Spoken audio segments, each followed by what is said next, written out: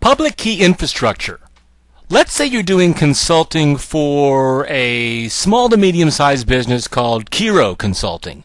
And Kiro goes to reasonable measures to make sure that their employees and their contractors get an ID badge, an identification badge, and they sign in whenever they come into the facility.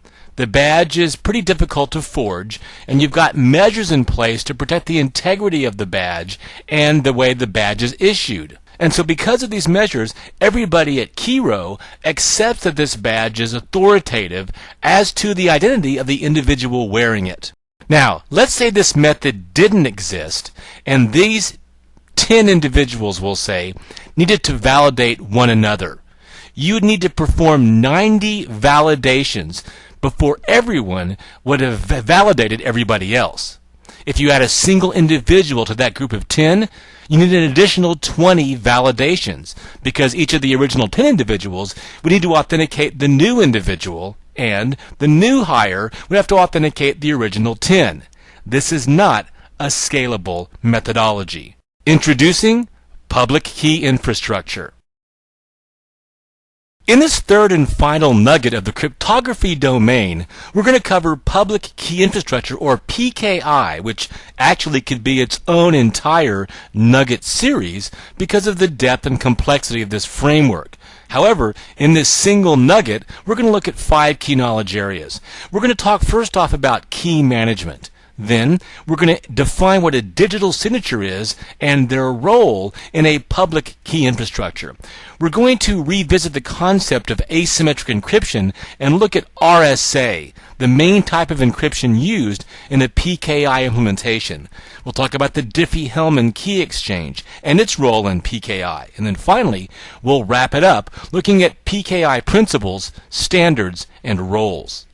Now, if our secure communication solutions or our virtual private network solutions only involved a couple of endpoints, maybe a management workstation and a security appliance, or maybe a firewall at your headquarters and a remote branch office firewall, 2 or 3 partners, key management wouldn't really be an issue. We could manually generate the keys, input the keys into the algorithms, change those keys on a periodic basis, and manage that in a pretty reasonable fashion. But what happens in the scenario I mentioned earlier, as you start to go to 4, 5, 500 participants in some type of security infrastructure over, let's say, the internet? Well, the need for cryptographic key management quickly comes into play.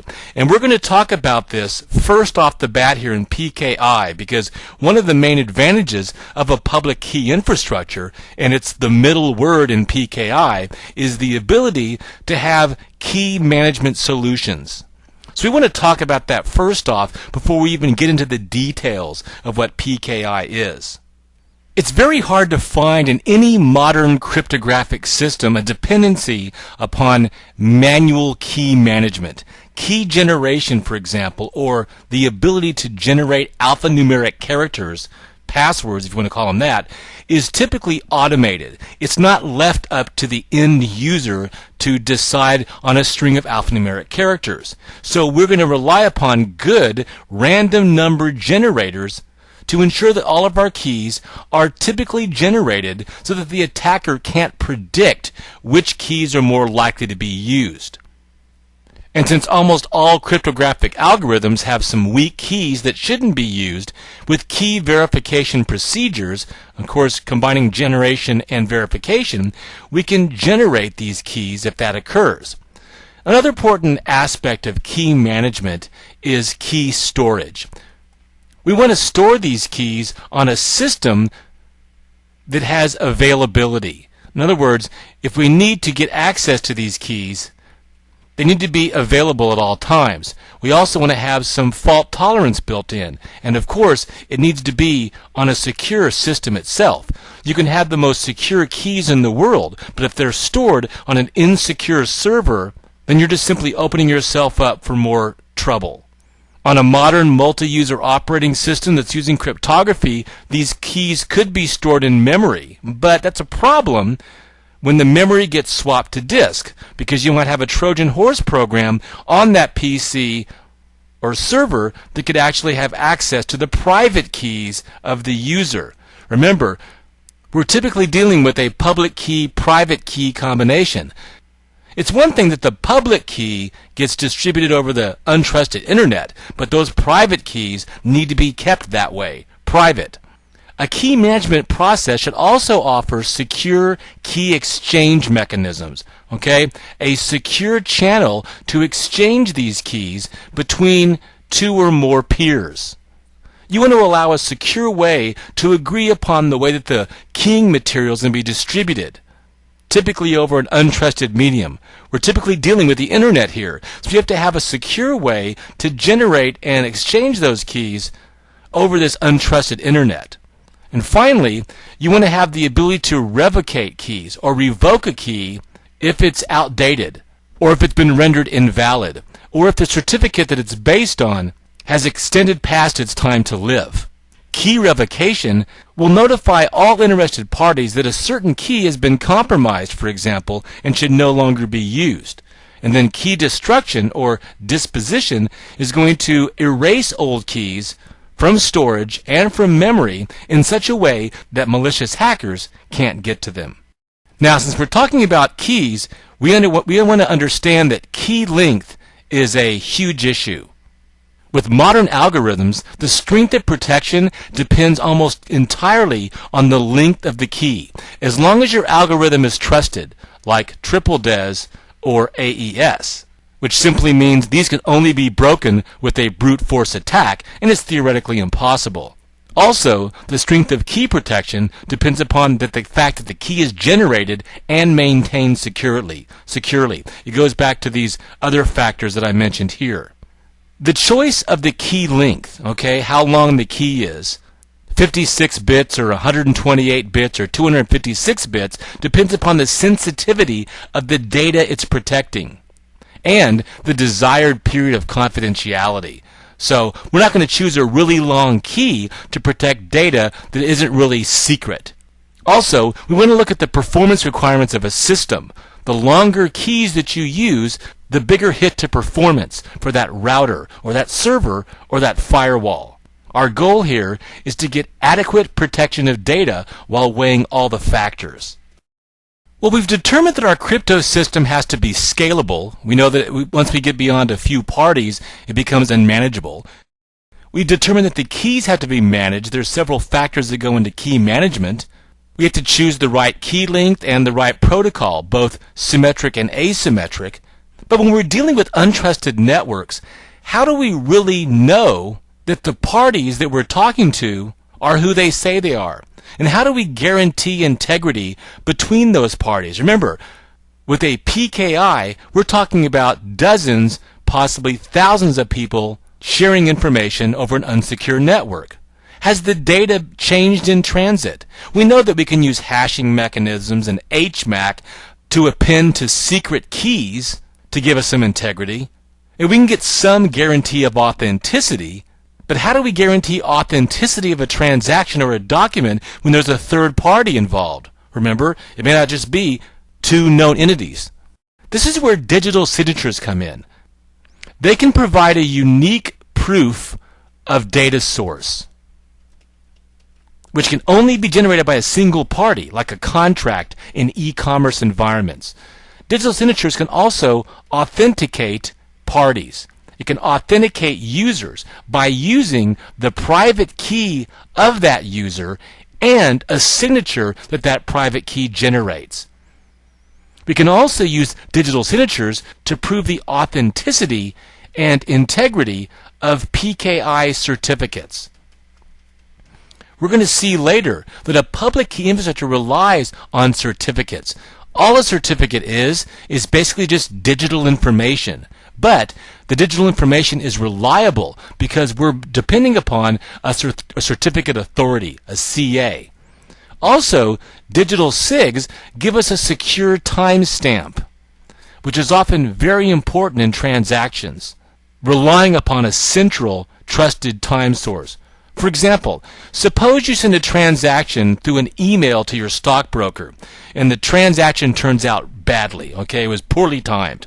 It's conceivable that you could say that you never sent the transaction order, or you could say someone forged the email. Well, the brokerage firm could protect itself by using digital signatures before even accepting the instructions that you sent via email. For hundreds of years, maybe longer, handwritten signatures have been proof of authorship, or at least agreement to a contract or the contents of a document. Digital signatures provide the same functionality as handwritten signatures and much, much more in this digital internet information age.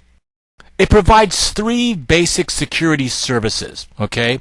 Number one, it provides authenticity of digitally signed data. Number two, it provides integrity of the digitally signed data, guaranteeing that the data hasn't been changed from the time it was signed. And it provides non-repudiation. Okay? This goes into that contract scenario. The recipient can take the data to a third party, and the third party will accept the digital sig as proof that the data exchange actually took place. The signing party cannot repudiate that it signed the data. The digital sig is authentic, it's not forgeable, it's not reusable, it's unalterable, and it cannot be repudiated. And this lies at the heart of our operations in a public key infrastructure. Let me just apologize in advance for my inability to draw. I went to the Fred Flintstone School of Art, and therefore I have no ability. I can play guitar, but I cannot draw, so I apologize. Now with digital signatures, remember, we're dealing here typically with asymmetric algorithms and a public key private key pair. So let's get that out of the way right off the bat. So when I say asymmetric, think something like RSA. As a matter of fact, it is RSA that is at the forefront of this digital signature technology. So I've got Jane over here. Maybe I should put some long hair on her. Jane over here wants to sign some data. She wants to make sure that in the transaction that all the parties are confident and comfortable in knowing that she is who she says she is, and she's not going to repudiate the process. So she's going to use a signature algorithm, and this is my signature algorithm right here. And it could be other things besides RSA. But she uses this algorithm with her signature key or her private key, okay, that only she knows. The signature key or the private key must be kept secret. Now, based on the input from this private key into the algorithm, the output is her digital signature. So the sending device will attach the digital signature to her original message here, and what you have now is what we call signed data. Here's the original message, here's the digital signature. Of course, it gets sent over here to Bob, who's waiting for that information.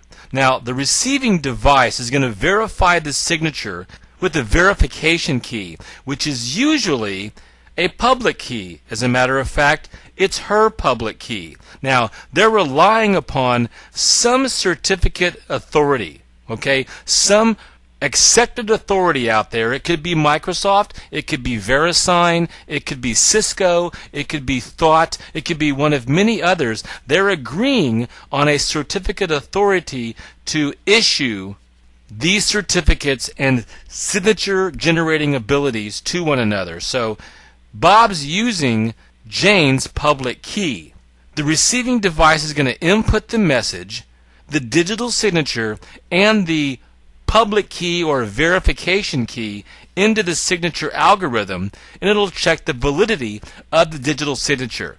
If the check is successful, then it's a verified signature. It's verified. And so Bob knows that number one, that the document has integrity. It hasn't been changed since it was signed by Jane, and we know, and Bob knows, that the document was originated by Jane, the original signer of the document.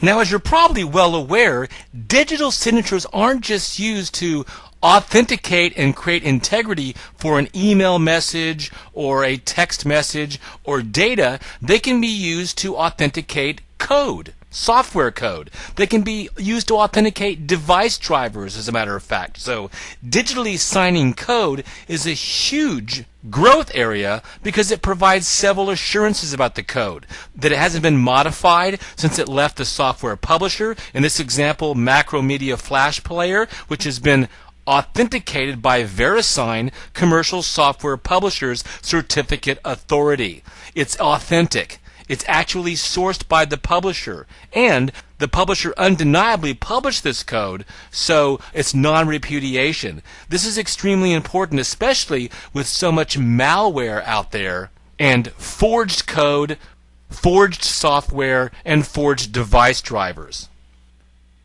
Let's revisit asymmetric encryption as we kind of move our way closer to this discussion of public key infrastructures. Now, asymmetric algorithms have two main goals. First of all is confidentiality, making sure the data is not seen by the wrong parties, and authenticating the parties.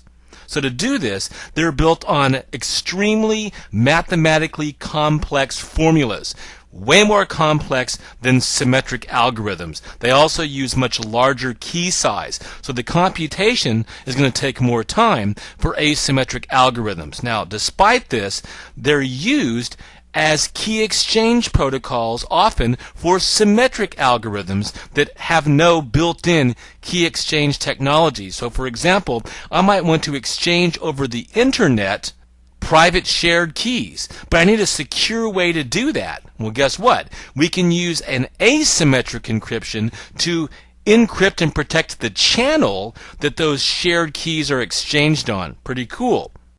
Now, asymmetric encryption is also referred to as public key encryption. So you can see we've already got 2 words out of the 3 words of PKI. So it's called public key encryption. It has 2 keys. It has a public key and a private key. Now these keys can be called other things, okay? They can be called signing keys, for example, but the bottom line is there are 2 keys. Now both keys can encrypt, okay? A public key can encrypt and a private key can encrypt. However, if you encrypt with the private key, you have to have, on the other end of the transaction, you have to have the accompanying public key to decrypt. So, if a public key encrypts the data, then the matching private key decrypts the data, and the opposite is true.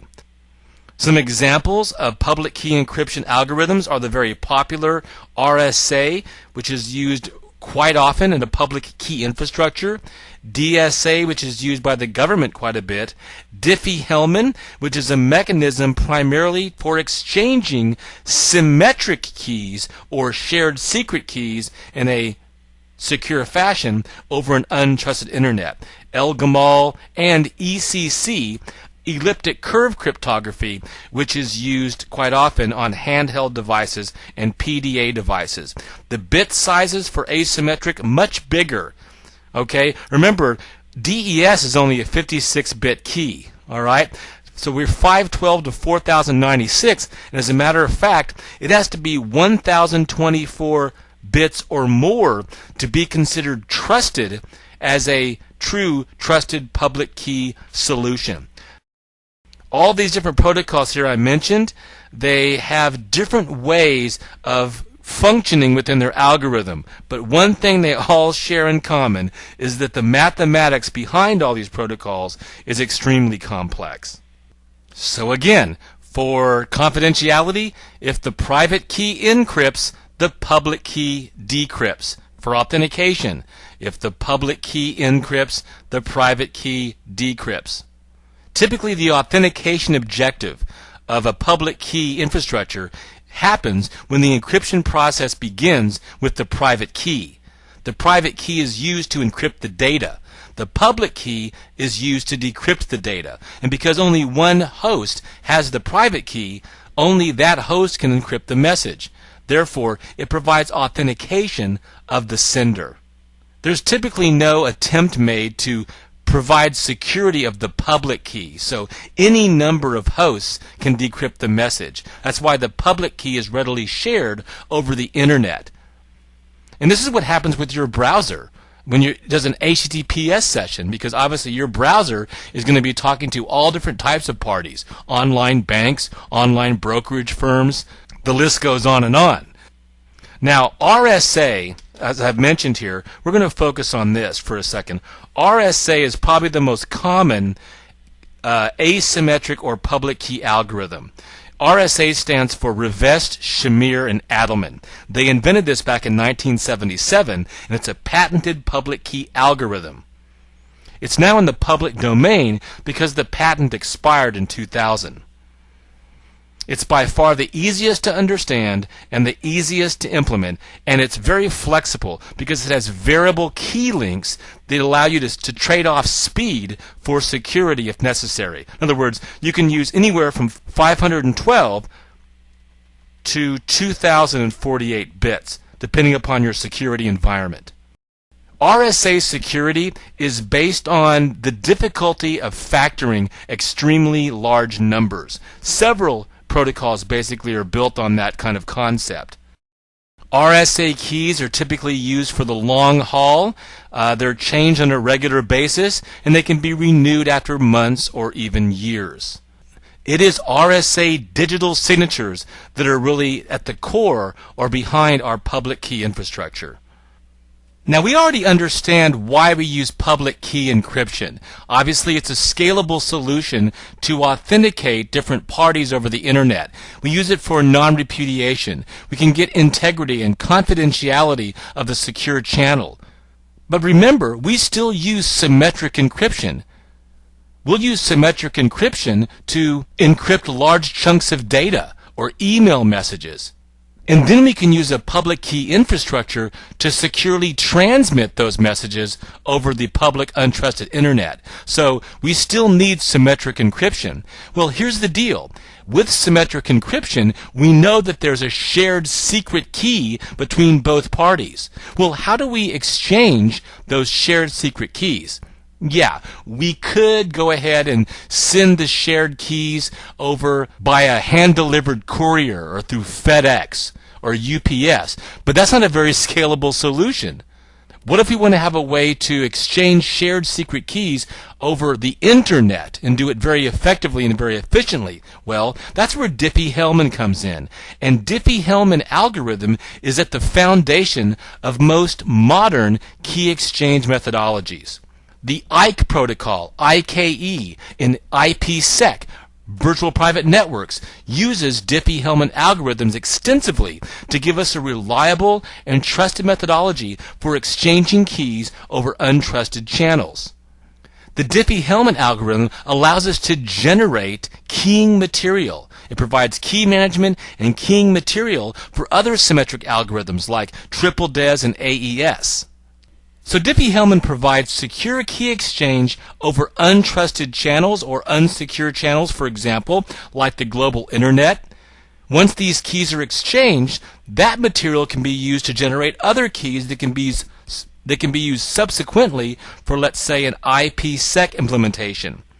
It allows us to establish secret keys that can be used for symmetric encryption, for example, triple DES or AES to encrypt data and messages, or it can be used to generate the secret keys used for hashing, remember, for data integrity and HMACs, like MD5 and SHA-1. You can find out more about Diffie-Hellman in Request for Comments 2409 and 3526. Now, with that under our belt, I think it's time to go ahead and tackle a public key infrastructure. Okay, we're finally ready for PKI, a public key infrastructure. Realize that PKI is not a protocol, okay? It's a framework that you use to base your security services on. Things like encryption, authentication, non-repudiation. It's a scalable solution that is vital to authentication over public untrusted networks, or in large enterprise networks as well. It's a framework to support large-scale public key-based technologies. In addition, it's a feature set of technical, organizational, as well as legal components to establish security assurance, confidentiality, integrity, authenticity, and non-repudiation services through the use of public key cryptography, or, as we also know it, asymmetric key cryptography. Now, there's two very important items we have to define when looking at a PKI. First of all is a certificate, and it's really just a series of zeros and ones stored as a digital document with a bunch of fields. Think of it as kind of like an IP header or a TCP header. It's just a string of zeros and ones separated by different fields, and in those fields are stored different information. For example, information that binds the entity name and the public key signed by the certificate authority. It also defines the protocol used. Now, the authority, or the CA, is the trusted third party that signs the public keys of the entities or the players in the PKI-based system. Remember, the certificate of a user is always going to be signed by a certificate authority. In addition, every CA has their own certificate that contains its public key that is self-signed or signed by itself. This is called a CA certificate or a self-signed CA certificate. Now, a PKI infrastructure or framework is more than just simply the certificate authority and the users who participate in the system. It's really a global organizational and legal framework. You'll have certificate authorities that are responsible for key management and authorization. You'll have the users of the public key infrastructure. These can be people. These can be companies. They can be devices like VPN concentrators and firewalls or routers. They can be servers and much, much more. It can also be the storage of the keys and the protocols that go into the transmission and authentication of the security association. It also involves a supporting organizational framework. These are the best practices, the accepted practices in user authentication that use local registration authorities or LRAs. Then, of course, there's the supporting legal framework that is typically backed up by governments, by mandates, by initiatives, by laws.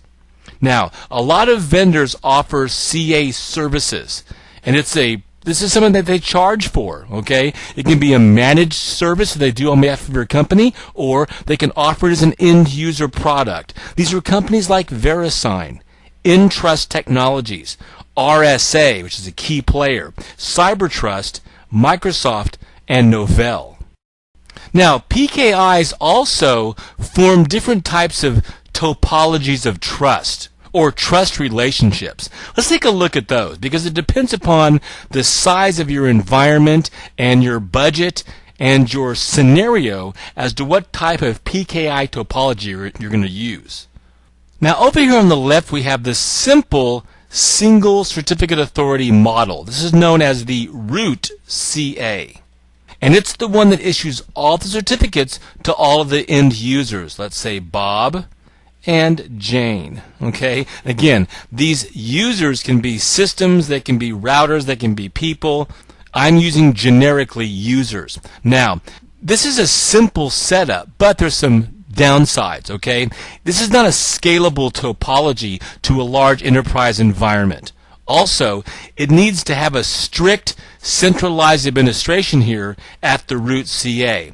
And there's also a critical vulnerability in having a single signing private key. If this key is stolen or compromised, the entire public key infrastructure will fall apart like a house of cards because the CA can no longer be trusted as a unique signer. This topology is often used by a single segregated authority. For example, maybe an inside Microsoft solution for an internal organization. Now, we can go beyond the single root CA to a more complex topology that involves multiple security authorities in a hierarchical system. In a hierarchical topology, a certificate authority can issue certificates both to end users and to what we call subordinate CAs. So I'll put sub-CA here. Subordinate CAs. These subordinate CAs, in turn, will issue certificates to end users and systems. They can even issue certificates to other CAs. The benefits of the hierarchical model are increased scalability, better manageability, and you can distribute trust decisions down to smaller branches or sub-organizations. For example, a large multinational corporation may have a root CA which issues certificates to level 2 certificate authorities, and then they put the certificates out to the end users. The main issue here is always understanding the certification path of the certificate. In other words, determining the root, determining the chain of the signing process. So this is a more complex, involved process that establishes trust between the root CA up here and the subordinate CAs. Now, the root CA may be a company like Entrust or VeriSign or Thought. And then the subordinates may be the organizations or the companies themselves, and these companies are paying the root for these services, for the trust, for the authorization. Now, another approach to the hierarchical PKI is kind of a hybrid called cross-certification or cross-certifying. In this situation, you'll have multiple flat single root CAs that are establishing trust relationships horizontally by cross-certifying their own certificates. So we have really three scenarios here. Now, we can add to this also the issue of what's called usage keys. We understand this is a private key, public key scenario, but some PKIs will require the user to have two key pairs, not just a single public and private key pair. They'll have two key pairs, okay? One key pair will be used for encryption operations only, and then the other key pair is used for signing, for digital signatures. So this adds different defense in depth or layers of security to the PK infrastructure. So you can have key pairs of different strengths. For example, for the encryption, you could use, let's say, triple DES with its relatively short key length, and for signing, you could use something like RSA, which, as we know, should be around 1024 to 2048 bits. You'll hear this referred to as usage or special keys, so that they differ in key length and even the choice of public key algorithm. So a user would have two certificates. So for example, this could be one user with two certificates. They'll have an encryption certificate that contains the public key of the user who's encrypting the data, and you'll have a signature certificate that contains the public key of the user that verifies the digital signature of the user. And on a Cisco router, for example, when you're generating these key pairs, you'll have the ability, it'll ask you, it'll prompt you, do you want to create these usage or special keys? Do you want to go ahead and create two key pairs? It gives you that option. Now, as we know, there's a bunch of PKI vendors. There's also several successful standardization efforts. The one that's most often used, the most popular, is the X509 standard. And that basically just determines the type of information that's stored in the certificate. Now, a PKI is going to require interoperability with other standards and protocols. Standards like the X500, the PKCS, and Lightweight Directory Access Protocol, LDAP. That's the communication protocol between the servers.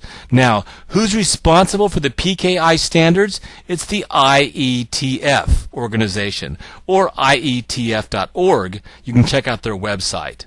The most widely used standard is X509.3. Okay? That's the ubiquitous standard. It's used with secure web servers, with SSL and TLS as I've mentioned. It's used with web browsers with SSL and TLS. It's also used with the SMIME that we talked about. For email programs, X509.3 is also used with IPsec VPNs, specifically the IKE protocol, the Internet Key Exchange Protocol. PKCS is the public key cryptography standard. It was developed to further the interoperability of public key cryptography. It provides fundamental definitions of algorithms, of application protocol interfaces, and data formats that are used in today's public key infrastructure. And there are a bunch of standards, okay? There's PKCS number 1. Let me just put PKCS here. There's PKCS number 1, which is the RSA cryptography standard. Number 3 is the, I'll put 1 RSA. Number 3 is the Diffie-Hellman key exchange standard, among others. Certificate authorities are the most scalable global authentication solution, and X.509 format is the most ubiquitous format. Public keys are used for authentication in the authentication process, and a trusted third-party certificate is used to maximize the scalability of the solution. And as I've mentioned, certificates are used at the application layer with SSL, TLS, with SMIME, and PGP, pretty good privacy. In addition, Cisco, for example, will use certificates for authenticating IPsec using Internet Key Exchange. It'll use certificates in an 802.1x environment. Okay, this is going to run over 802.3, which is Ethernet, or .11, which is wireless, using EAP TLS, Extensible Authentication Protocol. Okay, that is our exploration of public key infrastructure. Good job. In this final nugget of the cryptography domain, we covered public key infrastructure and 5 key knowledge areas. Looked at key management, digital signatures, asymmetric encryption, revisited, the Diffie-Hellman key exchange, and then an exploration of public key infrastructure involving the principles, standards, and roles. I hope this CBT nugget has been informative for you. I want to thank you for viewing. We'll see you in the final domain of this Security Plus series. Coming up next.